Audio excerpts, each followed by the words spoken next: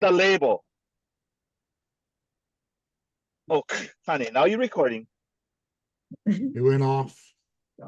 Okay, so I see a teaching opportunity, and somebody called it air. Why would we use the term air?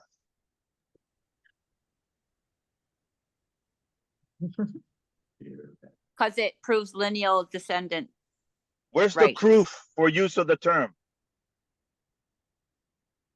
It's just in the law. Who said the law? No, yeah.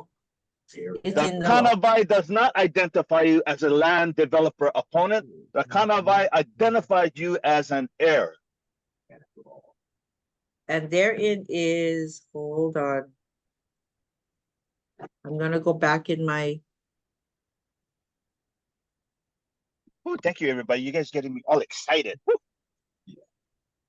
Okay, so how come I just, okay. I'm gonna go back into my. Sorry. A lot of court documents say heir at law. Yeah. Yes. Okay. Yeah. So yeah, that's so, what you need yeah. to know. You're heir at law. Yes. Yes. Period. Or pursuant to the Kanawai Kohoi Pa'aina, you use the term ho'ilina. Ho'ilina. Yeah. So if the media is going to start identifying us, you identify us according to what's in our Kanawai. The Kanawai says, I'm ho'ilina, I'm kanaka oiwi, I'm ho'aina. Use my terms. Don't use your American propaganda terms. That's not who I am. So in chapter 21, section 1, the last sentence, it says, and all royal patents so issued shall inure to the benefit of the heirs and assign of the holder of such original award. Okay, so what's in a word? Yeah, what is in a word? So those words that they had put up on the screen differ from what the words in the law says. No different when the officers come up and they ask us, what are we doing? We're not up here protesting or doing anything. We're doing kuleana. We're malama. So what is an action that can be taken by the heirs with respect to that mislabel?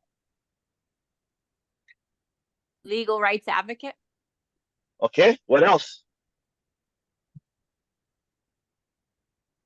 Call the TV station and have them make a public correction and apology. All right, what else?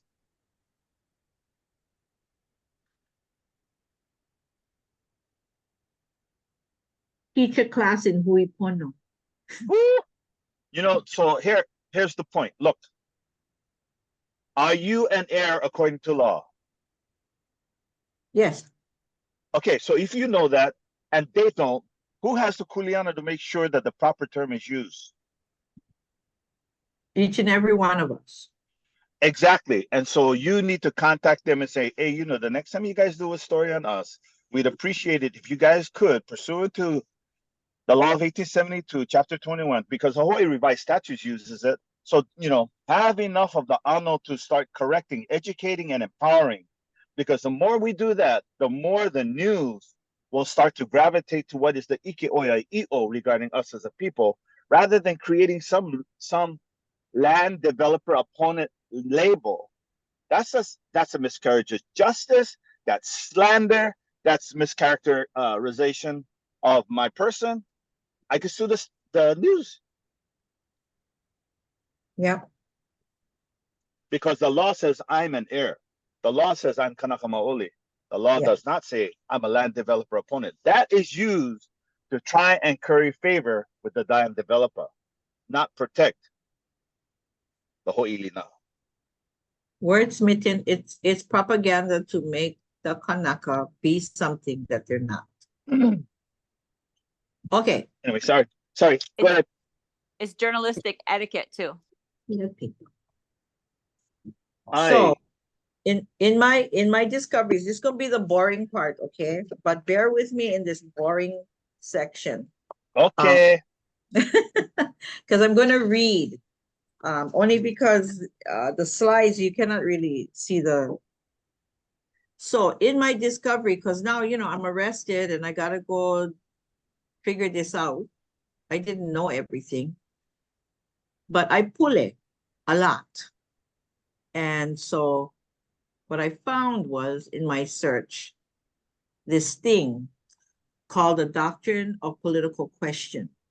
And it reads, it is not within the province of the courts to inquire into the policies underlining action by the political department. Well, what does that mean? The courts cannot do something that is of the political department. Congress and the president, in the exercise of their conceded powers, that's what they're talking about. This commonplace maxim is, however, sometimes given an enlarged application so as to embrace questions as to the existence of facts and even questions of law, which the court would normally regard as falling within its jurisdiction. Such questions are termed political question and are especially common in the field of foreign relations. Do we have a foreign relationship with America? Oh, yes, we do. Aye. The leading case is Foster versus Nielsen, where the matter in dispute were the validity of a grant made by the Spanish government in 1804 of land lying in the east of the Mississippi River, and in which there was also raised the question whether the region between the Perdido and Mississippi River belonged in 1804 to Spain or the United States. So this land was created, this grant was created by Spain. So could the United States take it? So if you travel down this to, you see my cursor? I'm going to read from here. A question like this, respecting the boundaries of nations, is as has been truly said, more a political than a legal question. Let me repeat that.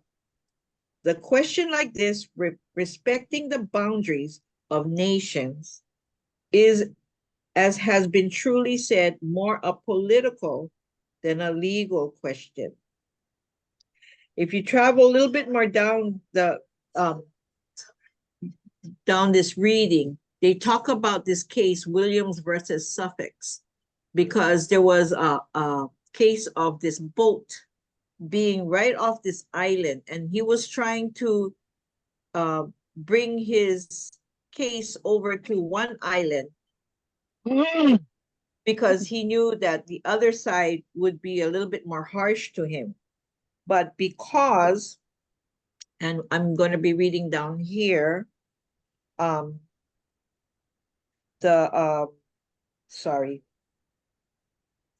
court decided against the company on the ground that the president had taken the position that the Falkland Islands were not a part of Argentina.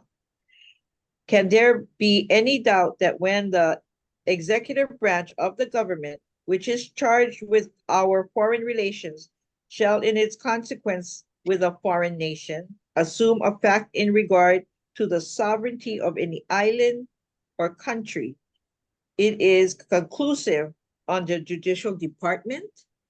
They're asking, so even if the executive power already made that decision, can the court now go jump in and second guess them? And in this view, it is not material or inquire, nor is it the province of the court to determine whether the executive be right or wrong. Courts cannot do that. It is enough to know that in the exercise of his constitutional function, the president of Argentina, he has decided the question. Having done this under the responsibilities which belong to him, it is obligatory on the people and the government of the union. So the people and the government have a say.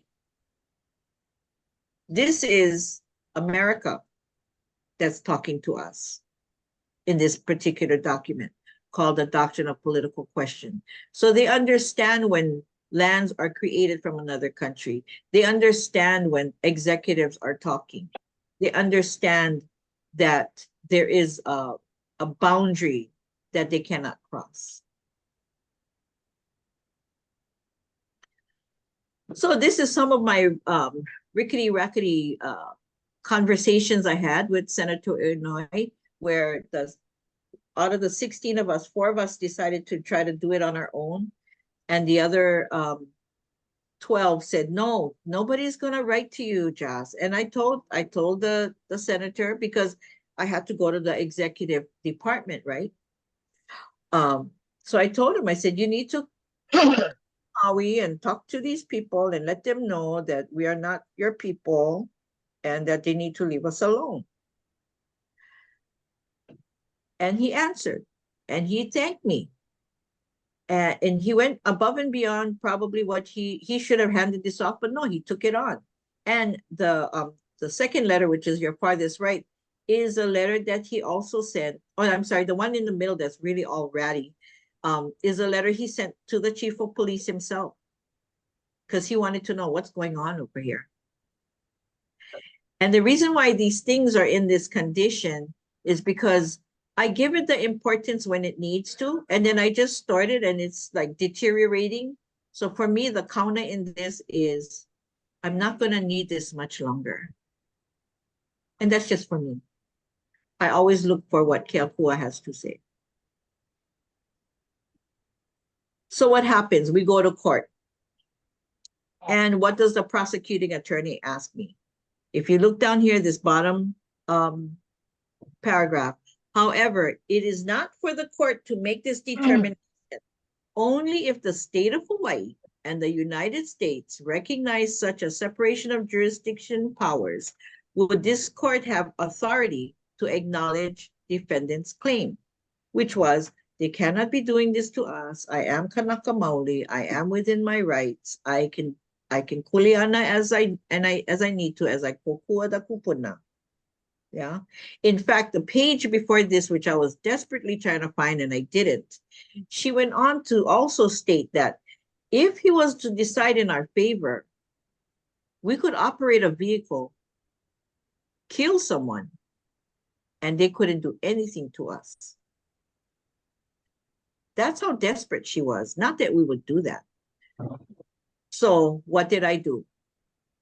I pulled out the letter from Senator Illinois, because when I saw this, I was like, wait a minute, she's asking that I prove it from both the Hawaii and the United States. Well, the executive power has spoken. Out of deference to the constitutionally mandated separation of powers, I must regretfully decline your invitation. So Senator Illinois is a representative of the state of Hawaii, and he's also a United States senator. So I delivered to her what she had requested. There are some people that say, well, Jas, what they're talking about is a separation of powers where you have the executive branch, the judicial branch, and the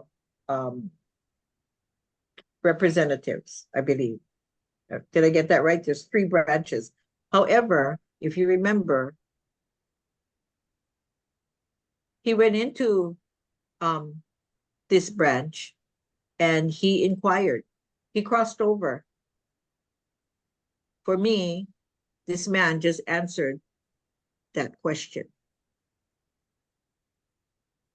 So Yeah. what happened? I Let never me clarify a little bit.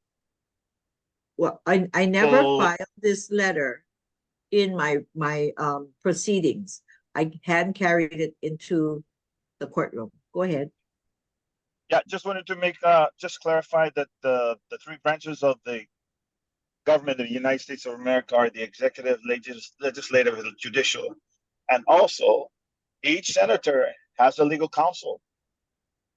That's the responsibility of that legal counsel to answer accordingly, because Senator Illinois, as a sitting senator in the Senate for the United States government, cannot respond to an inquiry that comes from a foreign country.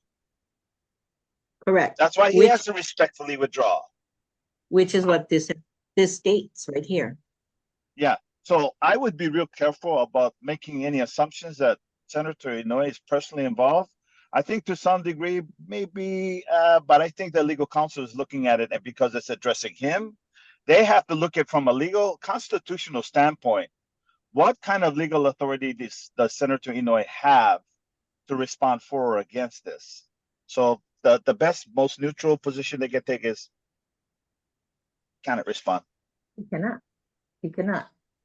Now, had it been where it was just a matter of that process of separation of powers, the judge would then still have merit to rule in the prosecutor's favor because I did not deliver what she was asking. But when I walked into court and I handed this to him, he stopped and he started flipping through his books and he started pondering upon what I just handed to him. And this is the result. A dismissal with prejudice. What I didn't tell you was the case had already been dismissed without prejudice.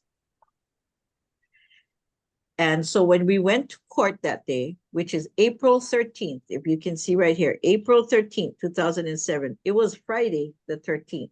I consider that my lucky day. Our name was still on the docket when in most cases it shouldn't because this case had already been dismissed. Number one, Keakua was in the room. Number two, they could have easily just gone up and just say, oh, the case is already done. We're not going to proceed. He didn't. He asked the clerk what happened. They said it might have been an error, but because we were all there, he proceeded. And the third thing was, he asked me what I wanted, and I told him this needs to go away completely. Had I known that I was doing what they call an oral motion? No. The judge goes, I will accept your oral motion. I didn't even know what that was. And with that reconsideration of your oral motion for reconsideration, I will take the dismissal without prejudice and now dismiss with prejudice. And this is the court proceeding here.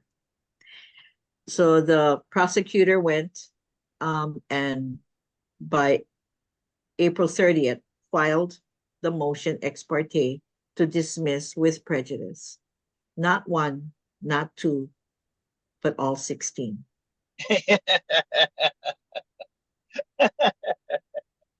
So where does this lead me? Where does this lead me? Where will I go? You know, do I go and do another protest? Do I go on the hamster wheel and try this again? So I put it to prayer.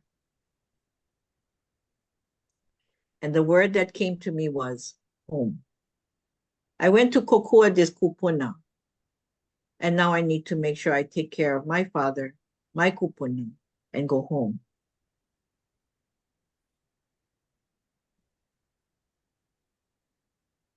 So we went down to the beach and we pule and we took the keiki with us. And then we found where our kupuna had once lived. I brought my children, my grandchildren, and we had fun. And we started to clean. No different from when we was in Wai'ehu. We found the spot and we said, this is good. There's Tutu's wall. Let's start there. And we cleaned. And it was good.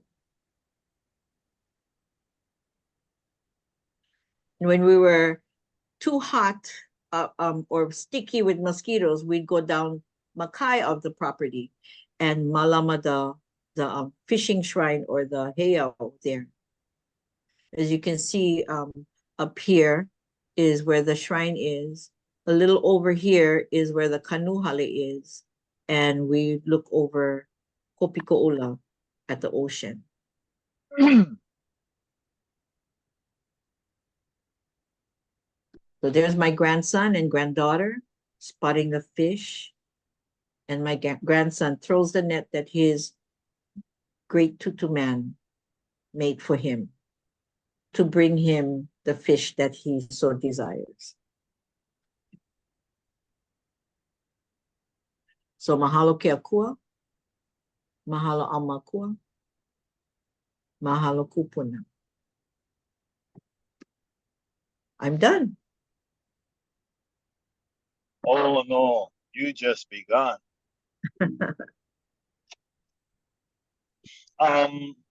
I would like to add just a couple of things because I heard in your presentation you were asked, what do I do? Do I go and protest another? I want us to remove the word protest because we're never protesting. Instead, we're always advocating.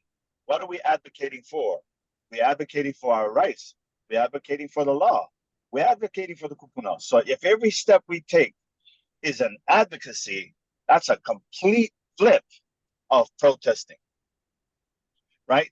Then when they start labeling us as advocates, there's a difference, and it's more powerful than saying we're protesters or land developer opponent.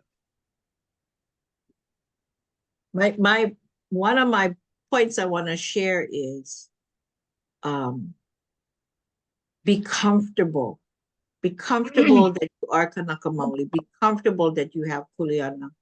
Be grateful that all of this is waiting for you.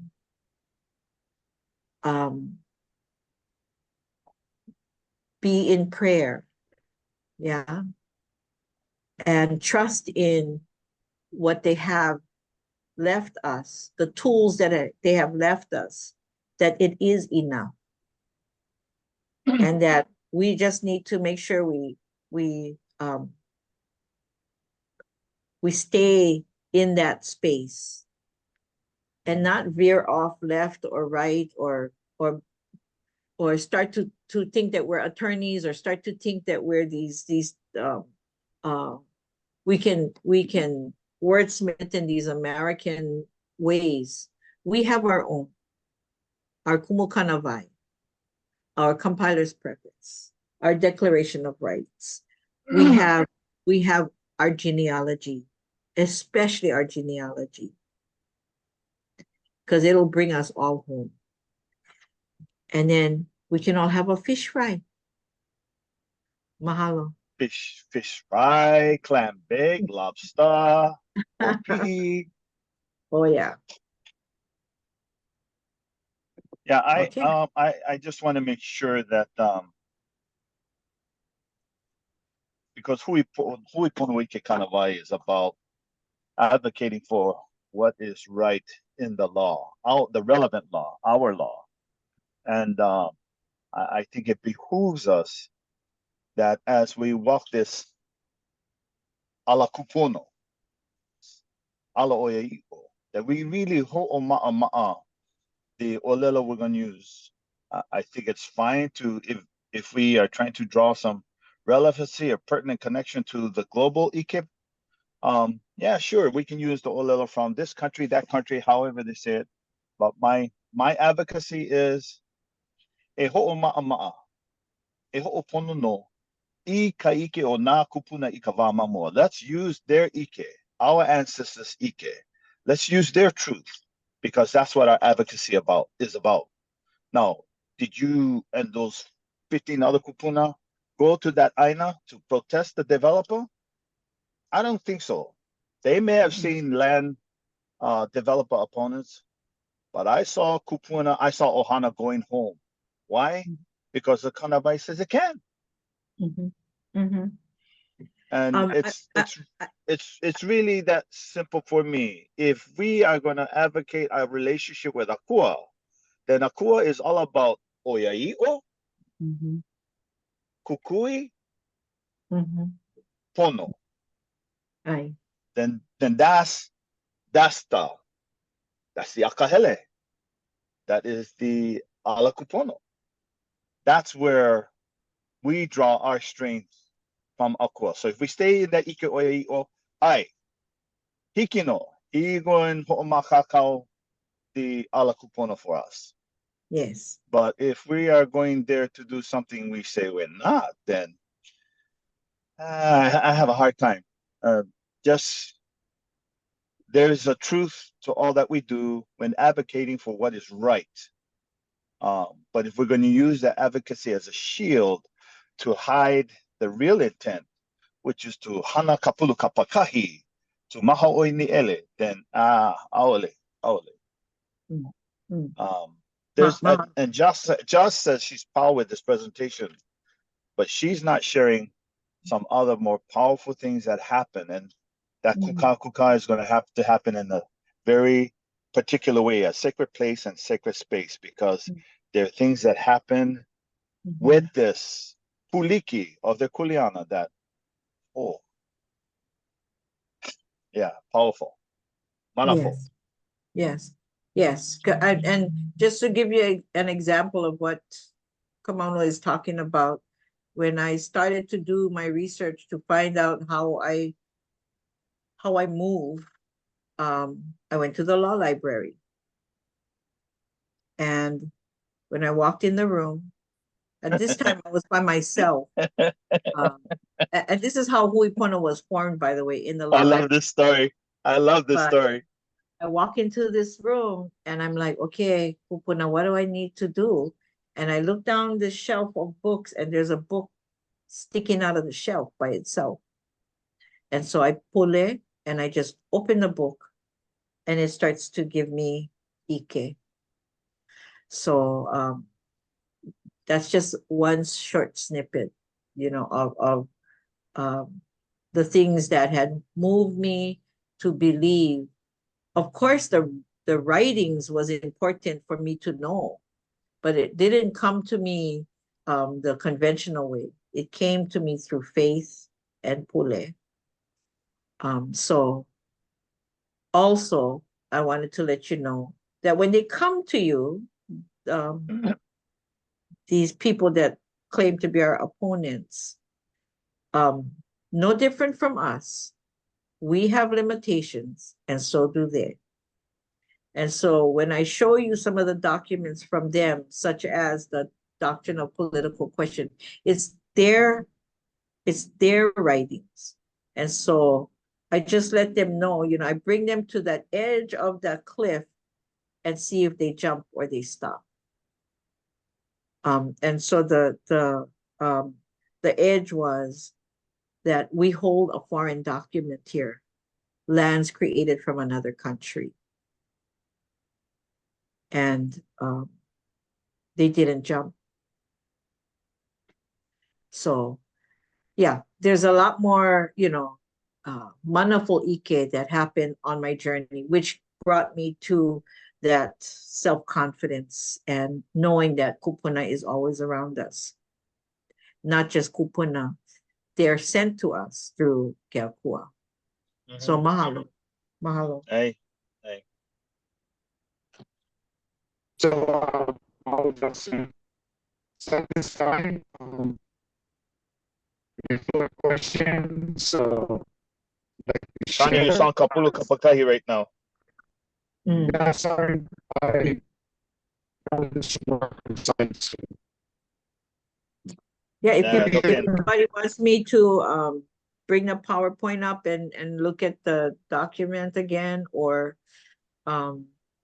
I can do that, or if you have any other questions, I'm open. I just wanted to bring a warm and fuzzy feeling that, we talk about the struggles, we talk about all of these things that we got to go learn, but I wanted to bring joy into this discussion. I want to be able to bring triumphs. I want to bring duality. I wanted to bring peace, that we are who we were and we will continue to be so. So,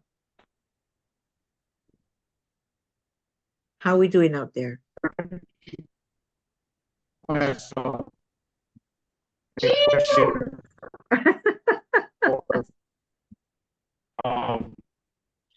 comments before that.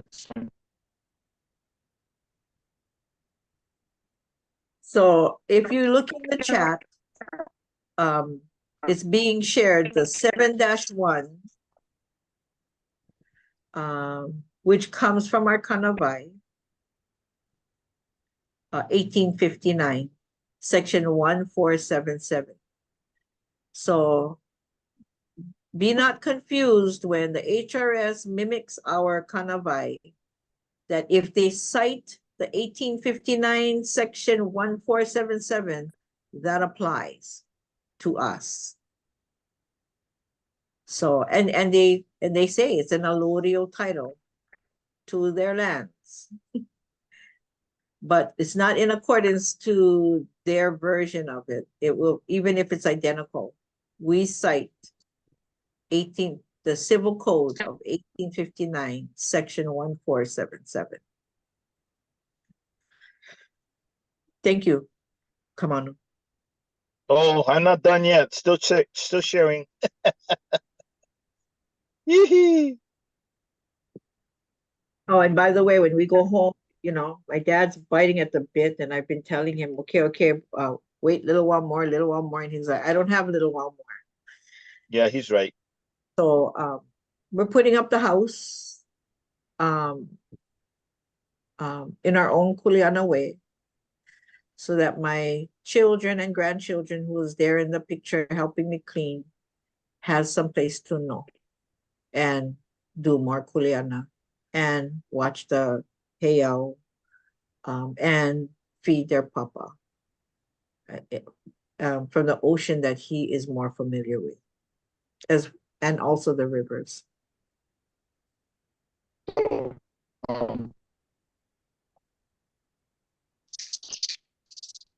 And Josie, you can come help too, you know, if you like. That's all us. That's our tutu. does you can hear me? I can hear you. You're spotty though.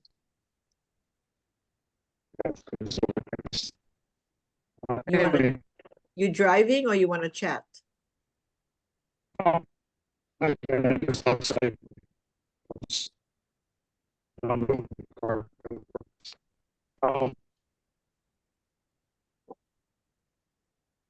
This one was a little different. This PowerPoint was a little different. So I you know, I guess maybe it's hard to ask questions, but oh, Wilmot is Kamauno is putting up the law of 1872, chapter 21, which is the HRS that they're talking about here. You can hear me now. Yeah, much better. So the thing that is unique about Hui Pono is that no one else is having these discussions. They have bits and pieces of information, but the meat of the subjects, I think, you know, throughout our years, we've been to listen to many people who have, you know, great knowledge. Fighting at the breeze, And Mana'o. Love it. I think what Hui Pono offers here is an opportunity for people to take control for themselves. We are not a sovereignty organization.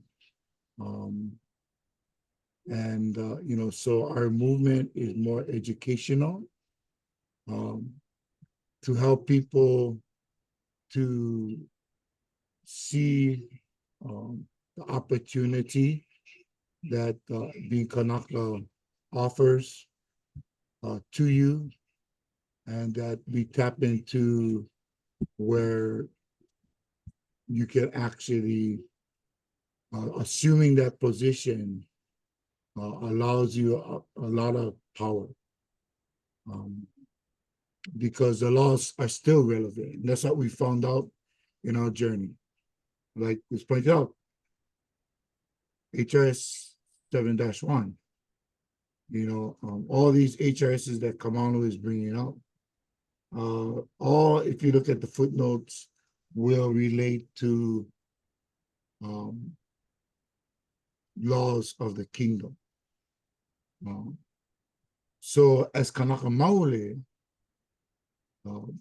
you can take hold of your Kanawai and use that Kanawai. And you know, references that Kamau is giving you. And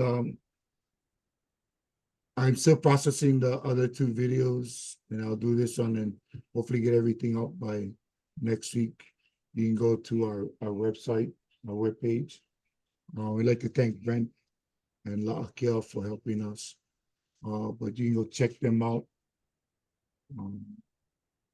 and view those if you haven't. But like I was saying, I think with HUI PONO, we have a discussion that not many are doing. And it helps you as an individual, because we believe that, you know, the individual needs to be empowered and be able to, you know, stand up for themselves, you know. So we're trying to empower people with the IKE that we have, the knowledge that we have, by citing written laws, whether they be laws of the kingdom or even the laws of the United States, like with Jocelyn's case, right? You're talking about the separation of powers. So it's important to understand the opponent that is across the table, understand their thinking, understand what they're you know, claiming to have or to use. So things like the Newlands Resolution, things like the State Admissions Act, or the 1993 Apology Bill, even like the 2014 proposal from the Department of Interior. Though these things don't hold authority, but it's good to understand what you're up against and what their thinking is like. And it's easier for you to process and participate if you understand the conversation. And that's the whole thing. What is the gist of the conversation? What is being said, and how are they using it? And, you know, so hopefully we're able to do that in the seminar that we're holding. So, And that's why I call mine what's in a word, because sometimes we can glean over things so quickly and think we know, and one word can trip us up. So, but before I go on, I want to acknowledge, Johanna,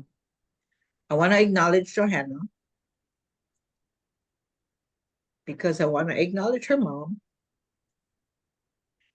She was one of the most powerful wahinis that I had met in this journey, because I was sitting in the law library and she came upstairs and I was there by myself. I was trying to find more paper, and she came to just give me peace and tell me things was going to be okay. It was just she and I in the library. And the power that she had was, when she came home, she called her ohana, especially the mopunas, and she cleared the taro patch, made it all ready for planting. This woman, she knew her aina, she knew her kuleana, and she believed even stronger than I did at the time, because she knew it was going to be okay, where I was up in the library still searching for more paper. Powerful this woman was.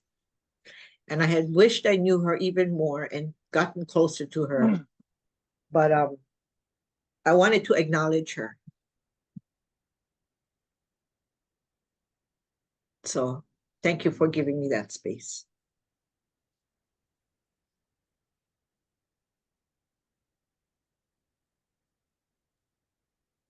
So, anyone have any questions, comments?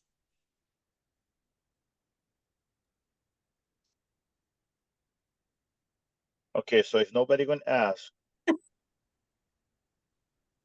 Yes. I'm gonna ask. Uh-oh. Okay. Slight pause for dramatic effect. Oh my goodness. Well, I thought maybe he was turning the Who car is around. dramatic all the time? Dun, dun, dun. I love what I saw in the chat. Kuipo had made the statement that Senator Inouye is under the jurisdiction of the United States of America, or acting under the jurisdiction of the US, or US jurisdiction. Okay. Yeah. So the question is jurisdiction. Yeah. That's the question. Mhm. How do you answer the subject matter of jurisdiction?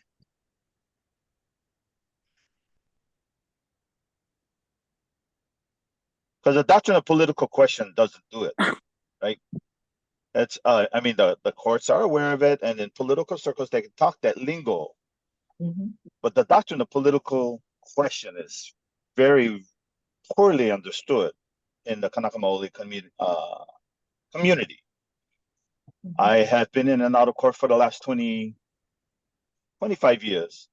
And I hear a lot of Kanaka Maoli using the term jurisdiction about whether or not the court has jurisdiction, or that the judge in the court has no jurisdiction. But whenever I ask the question, what kind of jurisdiction are they talking about? A lot of Kanaka cannot answer the question Where's Bubba? of jurisdiction.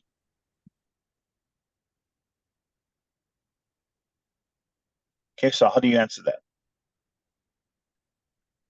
It's a good question.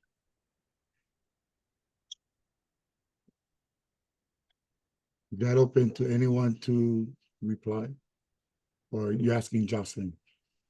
Everybody, come on. Okay.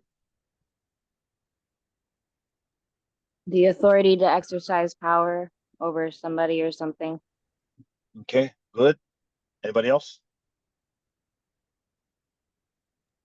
The definition in Oxford Languages is the official power to make legal decisions and judgments.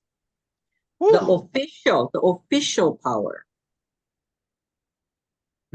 That's why it's funny when you look at the Admissions Act of 1959 and subsection 19. It says that the United States doesn't claim a power to pronounce nationality on anyone. So it said within this act, it doesn't mean that we're giving United States nationality to anyone, or changing anybody's nationality that they already legally had. So that kind of, you wonder, okay, if they don't have the jurisdiction to pronounce on supposedly a U.S. territory, which now they turn into a state, that they cannot pronounce nationality on, or take it, or, whatever, then what authority do they really have? What I mean? That means if we go back to this kind of Amalia petition, which Congress accepted in 1897, then that's still standing there with Kanaka Maoli. And that means they have no jurisdiction over us. Anyway, go ahead, Jano. Joe. Oh, sorry. With all the legal and the academic definitions put aside, my definition of jurisdiction is whatever I know is mine. I come home, I know that everything within this space is within my jurisdiction. I get inside my vehicle, I know everything within the space of that vehicle is my jurisdiction. And even in some of the places I walk to, wherever I go, those places are within my jurisdiction. Will I fight for that jurisdiction? I hope I will never relinquish that jurisdiction. But for most everything else, yeah, that's what I would do. And this is not because of all that we've learned in the law. It's helped to come to that understanding, but it's actually watching people utilize the law and exercise their rights. Like Henry always said, exercise your rights before somebody exercises them for you. And that man is still exercising his rights today. He's still in court. And though he may not prevail as far as the court system is saying, he still prevails because he's only been on his land, his royal patent, his land commission award, his kupuna's land, not the TMK that MEO is fighting for, not anyone else's TMK. He is only responding to what he knows is his. So that's my definition of jurisdiction. Johanna, talk about, I like that. Talk about in the chat, you put ho'okolokolo and render unto Caesar. What is ho'okolokolo? It started off with okolo, understanding what okolo is. And Connie's auntie, Hannah Kamai, she's the one that explained to me that okolo is a place where the fishermen keep all their fishing gear. Their nets are strung up. And the last one that she knew of was the one down at Makaveli, where today is the Maui Beach Hotel. And he says that whole area held the fishermen's kolo, all the fishermen from that area. And a man was set over it to guard it. So the question was, why is this kolo so significant? Why is fishing kolo so significant? And then why do they use it in this sense? Ho'okolokolo means jurisdiction. And the more we searched it out, we realized it all goes back to how the people thought about the fishing, the importance of fishing and the tools necessary for that fishing. Once we realize that, you got to be around fishermen like Jocelyn's dad, who make the nets, who make the tools that they use, and who share the stories about what it's like out there fishing. And now they come back and leave their nets. They don't just throw it on the side or throw it over the clothesline and let it dry by itself. There's all kinds of care that's put into it. And so going from the kupuna's possible perspective, because I wasn't there, ho'o, to make kolo kolo, an established kolo. That's what jurisdiction means. And oftentimes I'm finding with these Hawaiian words, especially in the Kanawai, you have to look at a picture. You have to imagine it as a picture. Otherwise, you're not going to get the meaning. You can read all you like in the papers, but until you can start imagining what they could have seen, what it looked like to them, you're not going to really understand what that word means. Is that enough? Oh, you can go as long as you like. I'm loving this. Oh no, that was it with ho'okolokolo. So now we know how important the kolo is to the fishermen. That's how important jurisdiction, as far as the law was concerned, meant to our kupuna, to the ali'i kupuna, who was learning about constitutions and kanawai. Mm-hmm. They understood the intent, and so that's what they put into the law, was their intent. Yeah, you ever want Yeah. to know what a kupono was like back then? You start looking at those words, and you're going to start to understand who they were. Like I just went to Vehe Vehe and looked at the Hawaiian digital electronic dictionary, and I love this. Mahele aha ho'okolokolo is the judicial branch of government. The mana ho'okolokolo is appellate jurisdiction. So ho'okolokolo is a court's authority to hear an appeal of a decision made.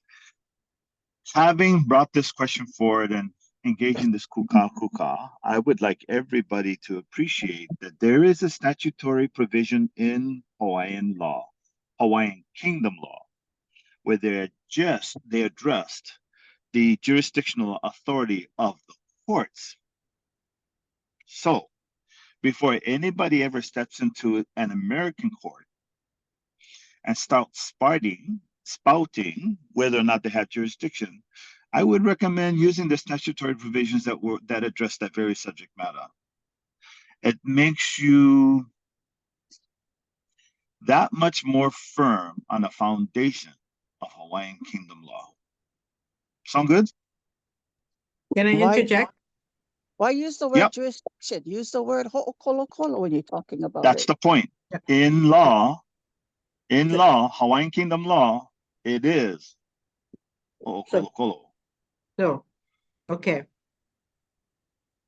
What I tell my dad, and that I've come to be enlightened about, is what the police officers, what the courts, what the attorneys, and I tell this to my dad, and he gets kind of frustrated. I go, they have authority. And he goes, what? I said, yeah, they have authority. They have jurisdiction.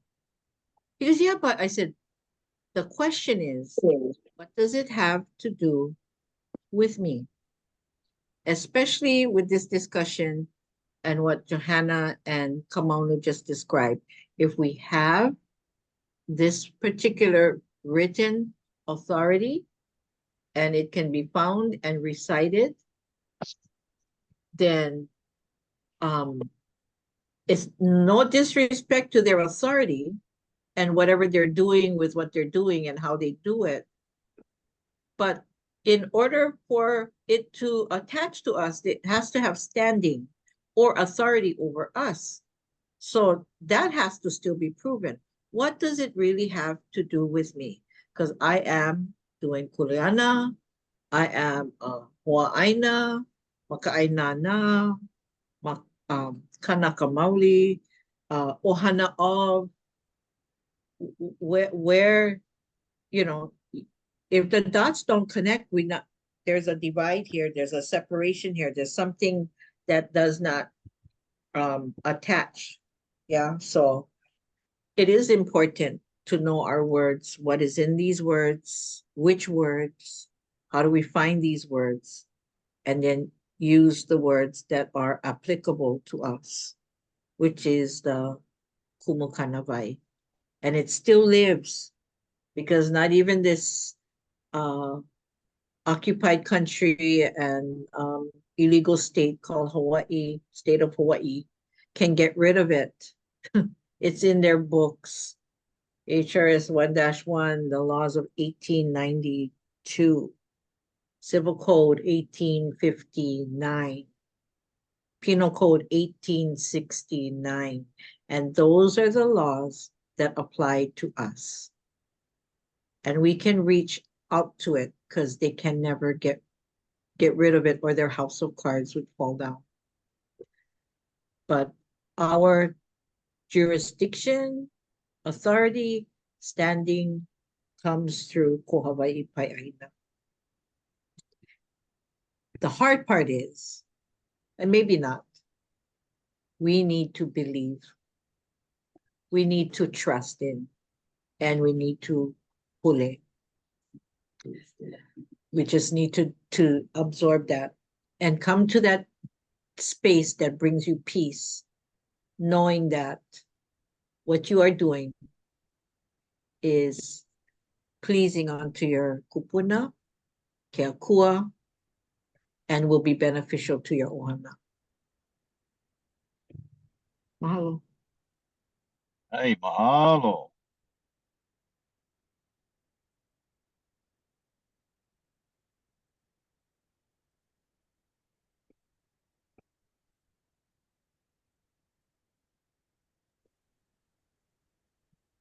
Wow, I was hoping that, people would just jump in, go, oh, okay, Josh, just Alex, you looked at other paper, or can you show me that picture again? But we good, you guys? It's 10 to 11 and We still got 1 more hour left.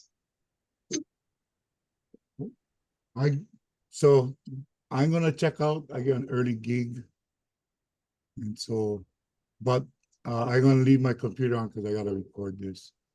But I mean, mahalo I'm good. everybody. Aloha. I'm good if everybody else is good, It doesn't Hi, Mahalo. I'm good. Yeah. This is Mahalo. Kuipo. Yes, Kaz. Hey, so I just wanted to say mahalo for the discussion. It's really interesting. I like taking part in stuff like this. Johanna, ho'okolokolo. Beautiful, beautiful word. Coming from Ke'anai, especially like Wailua side, that word connects to pilina. Having pilina with our aina, having pilina with everything to do with our place, knowing our amo olelo, understanding amo oku au how our connections from ocean to Mauka to universal connections. It really has a deep impact on who we are and knowing. The problem that I have as far as that part of the jurisdiction, and maybe perhaps because I don't understand the law enough, and of course, Western thinking gets in the way, is when the heirs return home.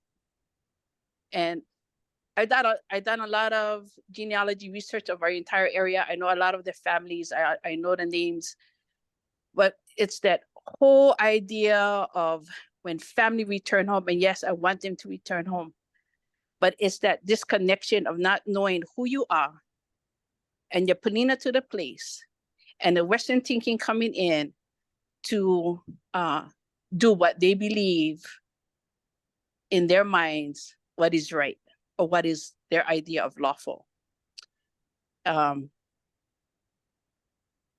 For us, for the families back home, and I'm pretty sure Josh can kind of like connect to this, is that we really protect to what we have, what we know is the ho'okolokolo.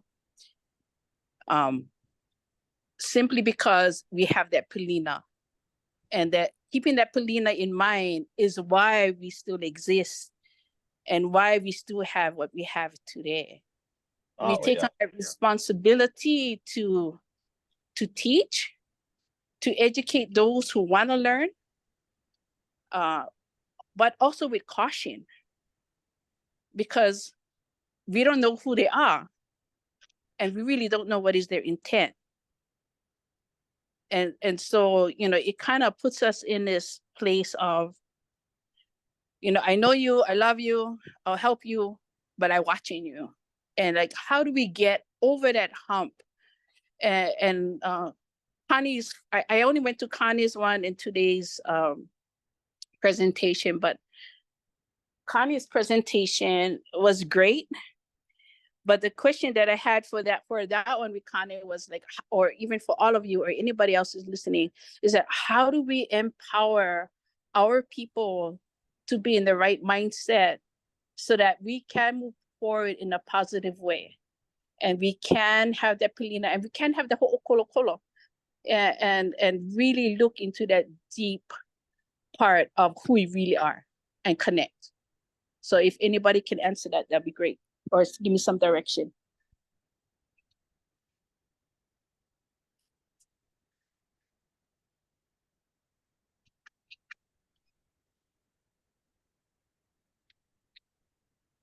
Jocelyn I would actually I would is s- the I would only say one Hui of Pono. us.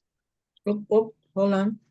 Who was that? I was going to just say that Jocelyn was the only one, or maybe Wilmot too, that actually went through a process to get back their land. So that's who should answer.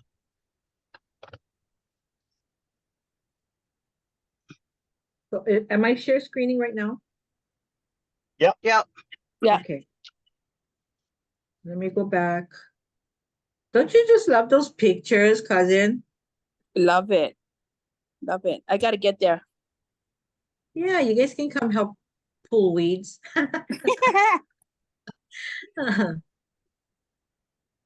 So you remember what the Olelo no Eao was today? Aphorism. Yes. Mm. Aphorism. And what was the Olelo no Eao today?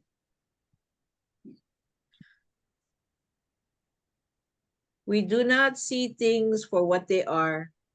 We see things for what we are. So it's kind of describing what you're talking about, yeah? You're Right. going to have family that will come that are looking at things as they are, but not as what it actually is. And it would be good that you share with Ohana, chapter 21, section 1, 1872, because they're going to learn that they have a benefit to the Aina, but the Kupuna is the only one that hold that title. It says it right in this law. Once they take that Western perspective out of their brain, like they own this thing, because they don't, we don't, but we have an obligation to it because Kupuna went through all of these things. So we do Kuleana there. Yeah. And there's going to be many. I mean, by the time this Kupuna had the award and we come along, we're talking hundreds, if not thousands of us. So as long as they understand that it's there to benefit us, and then we got to start to define what is benefit. Someplace we can sleep, someplace that'll feed us, someplace we can pull it. Now we start getting into, redefining ourselves and our values. But there needs to be a starting point. And to me, the starting point for me and my ohana was that we don't own this, but we have an obligation to it. We have a kuleana to it, because the only one who can hold this title, even if he be deceased, it says, is the kupuna of the original award. Aye. And drill that home in their brain. You understand, you guys can come, but we don't own them. What do you mean we don't own them? We gotta pay, we gotta do this, and we had that. No, the title, what a royal patent. Your name is on the royal patent. No. Okay.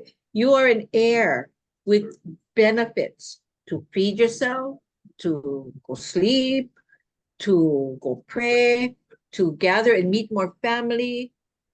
Like one tutu house, right? What is the benefit of that? That's where everybody go. That's where you're going to see family. That's where you're going to get your favorite food. That's where you're going to feel the most relaxed. Like it's a different world, yeah, where you can feel comforted.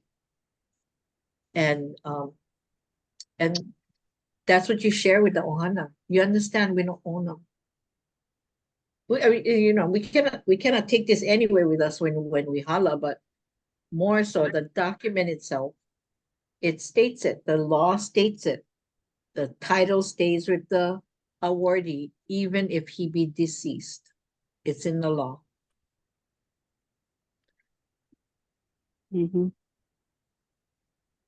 Aye.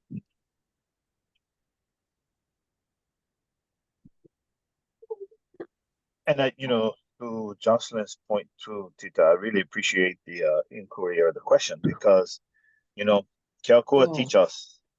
Keakua teach us, if you ask, you get. If you go looking for it, you find it. If you knock, aye, vehe vehe no. But if you don't ask, you don't get. You don't go looking, you're not gonna find. You don't knock, You can stand by the door all you like and do nothing, but unless you knock, you're not gonna get entry. So pule, pule, pule. Always acknowledge him. He the one who opuka for us.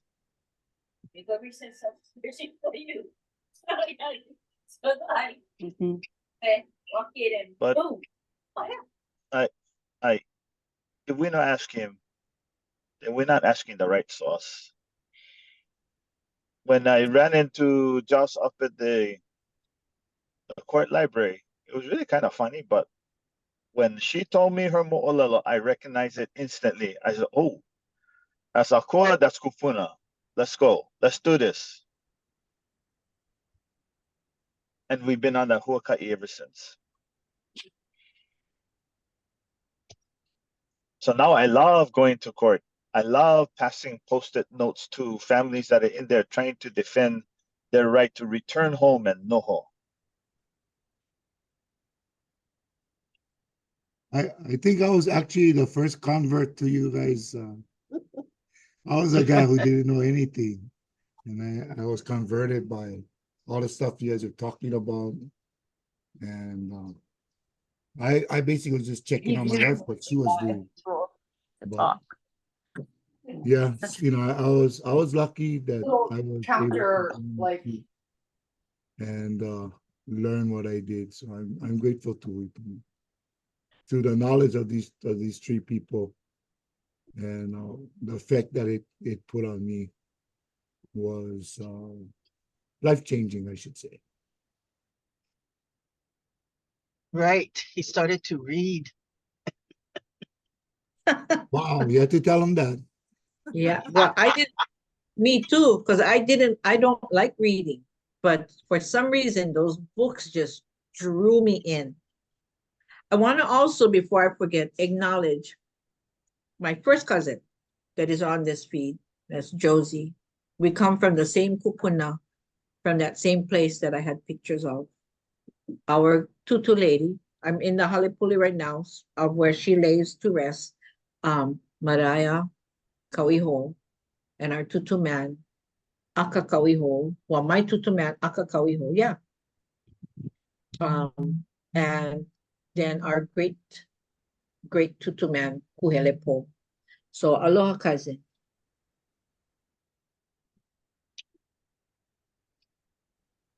Aloha, Kaz. Mahalo for, sharing your IKE. I am new to this, so I am really grateful for being able to, educate myself. And yeah, I look forward to more education.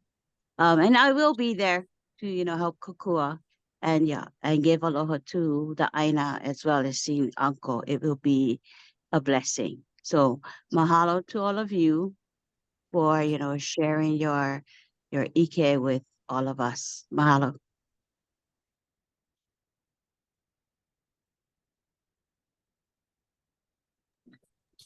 Aloha, this Connie, is go ahead. Go ahead. Kalamai. I'm gonna have to ha'alele, so I just before I start driving, I can listen while I drive. But I just want to say, first of all, thank you, Jocelyn and Johanna, everybody on this call. Such really rich. It's so comfortable. It really is like what is the like there's not non-threatening, and it's relatable. That's the word. It's very relatable, having these kind of no shame, raise your hand kind of conversations.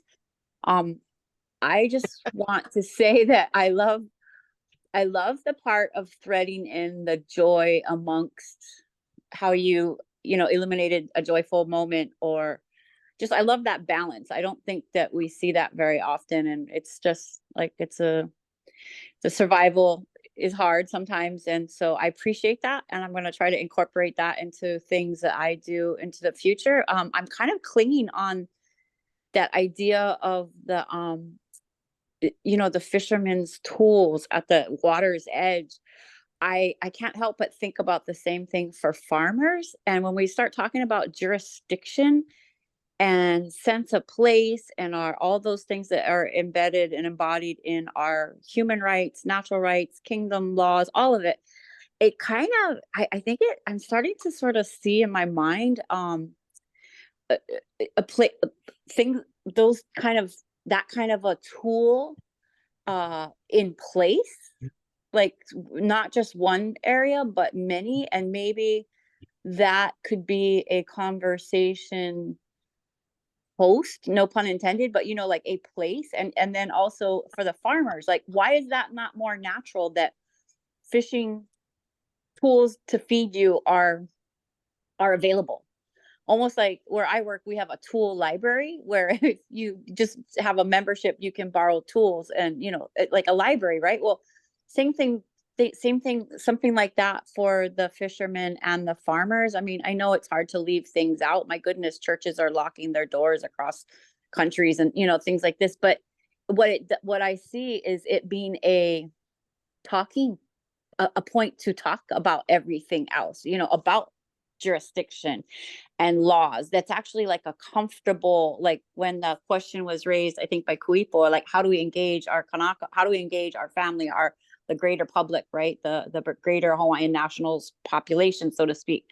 That could be kind of groovy. And I'm sort of thinking about how I could do that for the farming space, just because I'm more pili to, you know, ag issues than sort of fishermen. But anyway, thank you for all the contributions, and my mind is swimming. And I just have to say that I don't like the sound of my own voice. Oh, my friend Lisa is here with me. I don't really like the sound of my own voice, but all of your voices are like, so like, they have such a vibration about them. And I really enjoy spending this space and time with you. So that's all I wanted to contribute. Thank you. Oh, Faith, I like being your friend. I like your voice. We're friends. Awesome. Yeah, this was good. Thanks, Joss. You know what? Maybe this is not the right place to bring it up, but I just want to make mention that in our Hui Pono meeting the other day, a suggestion came up, and the more I've been thinking about it, I'm starting to. That suggestion is really growing on me, and that was to do a Hui Pono workshop in Lahaina. But the reason why is because that is the birthplace of the Kanawai, the Constitution, the Kumu Kanawai.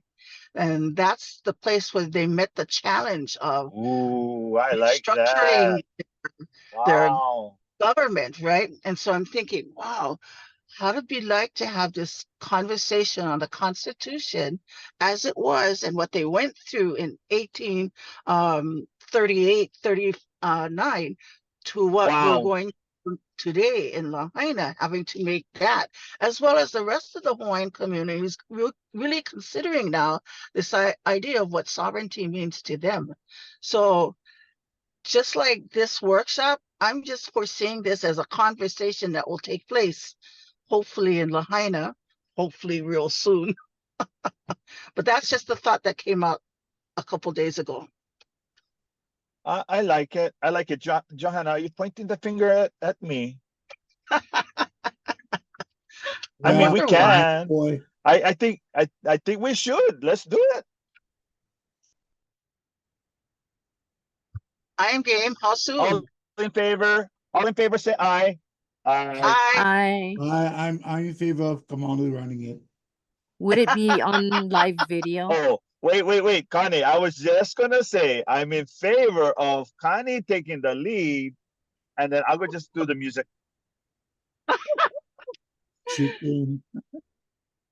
I'm gonna do the music and the chanting. Connie can do the rest.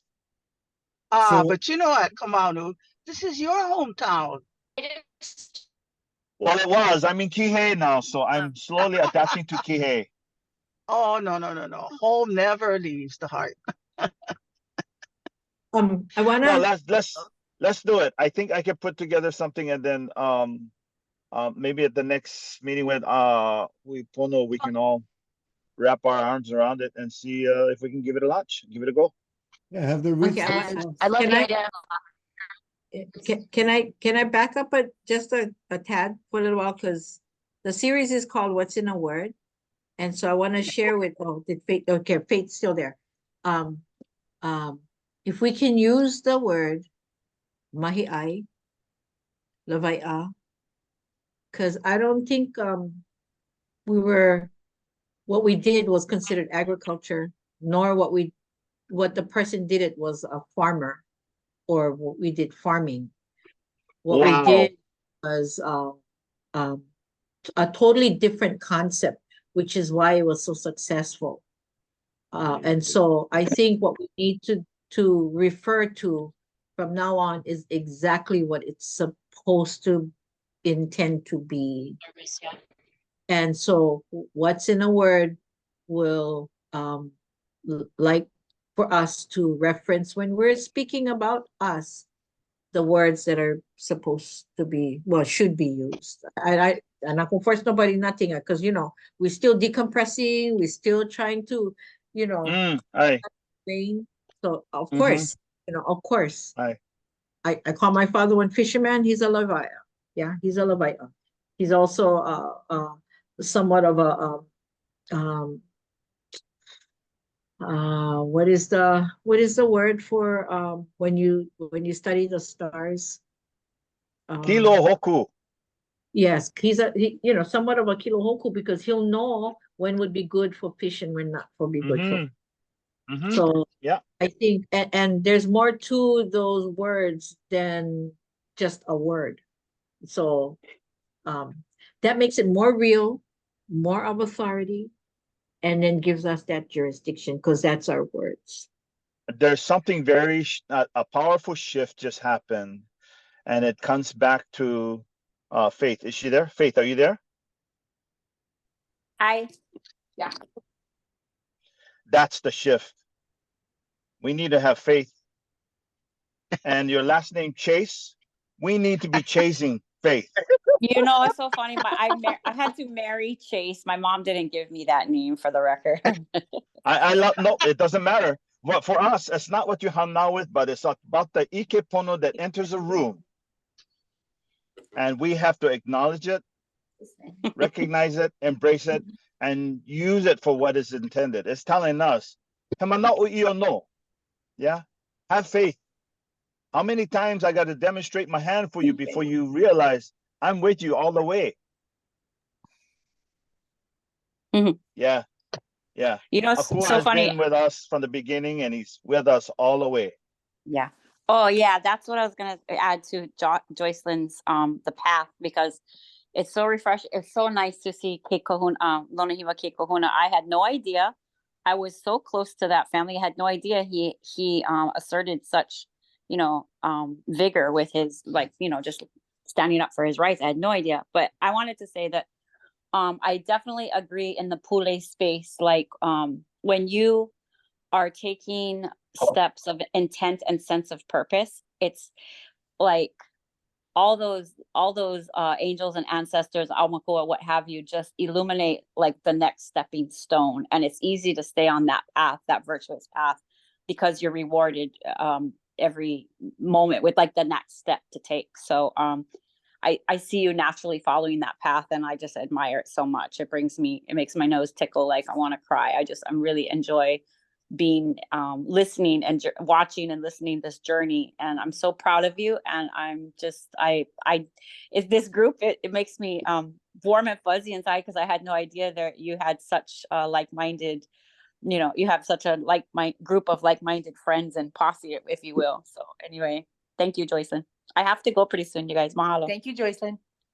Me Love too. you. Connie, Love you, love you Masala. guys. Aloha. Bye. So we uapau? We uapau?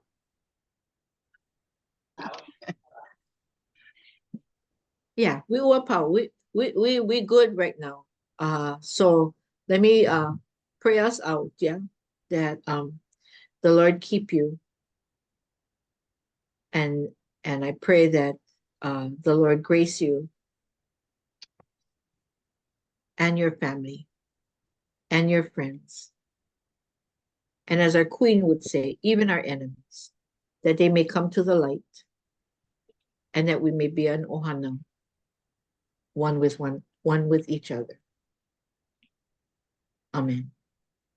Amen. Choo-hoo. See who? Love you guys. Love you guys. Awesome, Aloha. Joss. Amen. Aloha.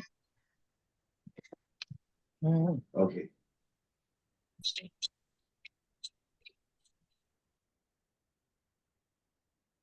come I can't get off to sign out?